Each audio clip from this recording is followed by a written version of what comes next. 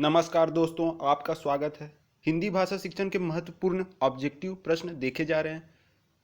Already कई parts इस video के अपलोडेड हैं, उसे भी देखिए और इसे भी देखिए, प्रैक्टिस कीजिए। भाषा कक्षा में श्याम पट्ट का आकार सामान्यतः होना चाहिए। जो भाषा शिक्षण कक्षा में श्याम पट्ट का आकार सामान्यतः क्या होना चाहिए? 0.5 गुना 1 मीटर, 1 गुना 2 मीटर, 1.25 गुना 2.50 मीटर, 2 गुना 2.5 मीटर। तो सही आंसर है 1.25 गुना 2.50। ये सही आंसर है ऑप्शन सी। ऑप्शन सी हमारा सही आंसर है। महत्वपूर्ण प्रश्न है, याद रखना है। भाषा कक्षा में श्याम पट्ट का आकार। भाषा कक्ष में संक्षिप्त शब्दकोश कहाँ रखा होना चाहिए? संक्षिप्त शब्दकोश कहाँ रखा होना चाहिए भाषा कक्षा में? प्रत्येक सीट पर, एक निश्चित स्थान पर, स्टोर रूम में, कहीं भी। तो सही आंसर है प्रत्येक सीट पर। प्रत्येक सीट पर, प्रत्येक सीट पर रखा होना चाहिए संक्षिप्त शब्दकोश। भाषा कक्षा में वृहद शब्दकोश। वृहद शब्दकोश कहाँ रखा होना चाहिए? प्रत्येक सीट पर, एक निश्चित स्थान पर, स्टोर रूम में, कहीं भी। तो वृहद शब्दकोश को एक निश्चित स्थान पर रखा होना चाहिए और संक्षिप्त शब्दकोश को प्रत्येक सीट पर, वृहद शब्दकोश को एक निश्चित स्थान पर। भाषा कक्षा में टेप रिकॉर्डर कहाँ रखा होना चाहिए?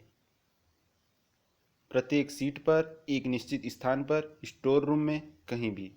तो टेप रिकॉर्डर को रखा होना चाहिए स्टोर रूम में।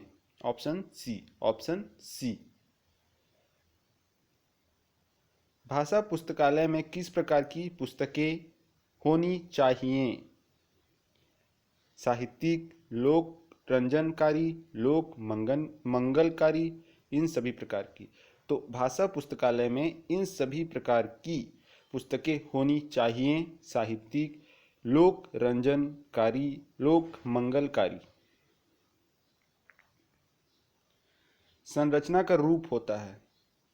संरचना का रूप होता है सूत्र रूप, कहावत रूप, वाक्य रूप, उपर्युक्त सभी। क्या होता है संरचना का रूप? उपर्युक्त सभी। संरचना का रूप, सूत्र रूप, कहावत रूप, वाक्य रूप, ये सभी संरचना के रूप होते हैं।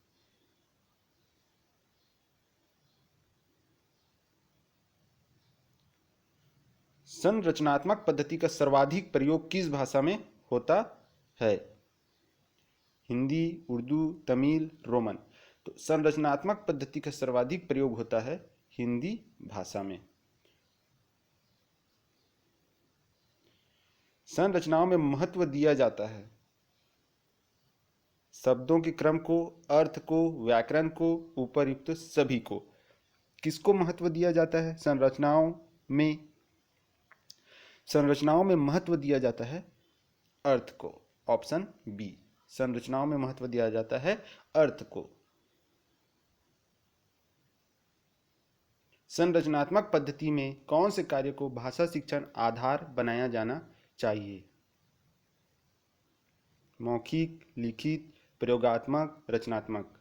तो संरचनात्मक पद्धति में कौन से कार्य को शिक्षण आधार बनाया जाना चाहिए? सही आंसर है इसका मौखिक। Option A. अभ्यास की अवस्था में महत्व दिया जाता है पढ़ने को, लिखने को, मौखिक वाचन को, उपर्युक्त सभी को। अभ्यास की अवस्था में उपर्युक्त सभी को महत्व दिया जाता है पढ़ना, लिखना, मौखिक वाचन। संरचनात्मक पद्धति का सिद्धांत।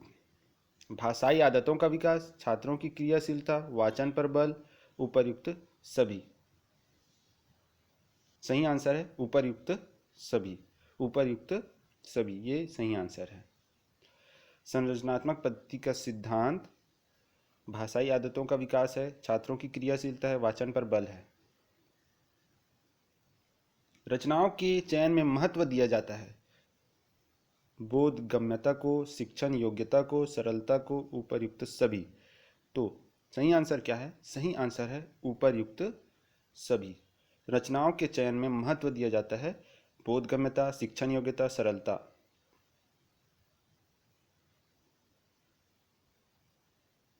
गद्य की मुख्य विधा क्या है? कहानी, निबंध, नाटक, यह सभी। गद्य की मुख्य विधा क्या है? मुख्य विधा, तो गद्य की जो मुख्य विधा है वो है कहानी। गलत गलत, कहानी नहीं। गद्य की मुख्य विधा होती है निबंध। Option B. ऑप्शन बी, निबंध गद्य की मुख्य विधा होती है। यह सभी आंसर नहीं होगा। निबंध गद्य की मुख्य विधा है।